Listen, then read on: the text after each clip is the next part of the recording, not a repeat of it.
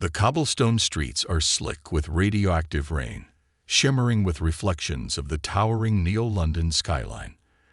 Every echoing footfall on the pavement is amplified in the silent hours of the early morning, competing only with the relentless purr of the Range Rover's engine in the distance.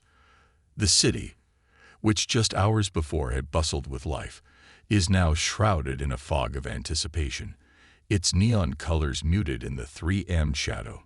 With every hurried breath, the memories I can't grasp play at the edge of my mind like a forgotten dream, adding to the weight of my panic.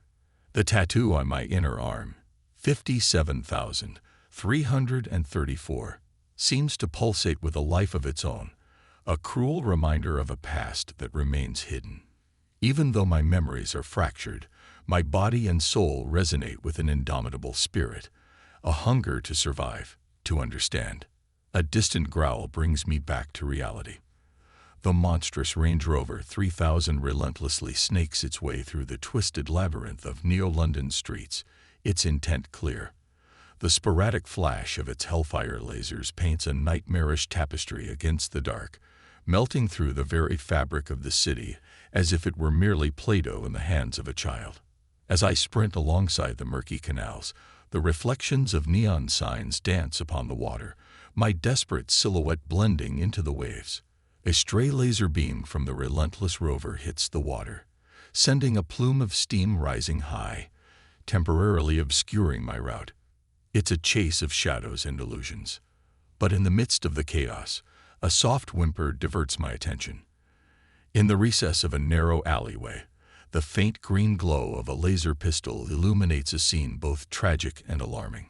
A disheveled man, his face gaunt from years of hardship, the lines etched deep with stories of despair, has the weapon pressed against his temple.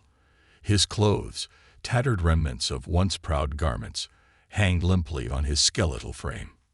Tangles of greasy hair fall over one eye, the other displaying a hopelessness deeper than the canals I'd just passed. Without hesitation, I snatch the weapon from his grip, pulling him to safety. We find solace in a discarded shipping container, the corrugated metal cold and unwelcoming, but a sanctuary nonetheless. Inside, the world narrows to just the two of us. Every distant hum of the rover's engine causes us to hold our breath, praying it's not drawing closer. The man's eyes, although initially filled with mistrust, soon settle into a resigned calm. We become guardians of each other's survival, the weight of our collective exhaustion cementing our unspoken bond. Words are superfluous. As the minutes crawl by, the rover's haunting presence seems to fade into the background, replaced by the symphony of our synchronized breathing. Neo-London's heart beats outside, but inside the container, time stops.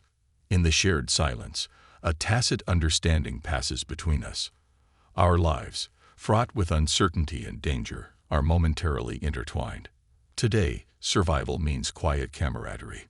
Today, in the grip of fatigue, in the hushed refuge of a steel cocoon, we close our eyes and surrender to sleep's embrace, seeking strength for the challenges of the morrow.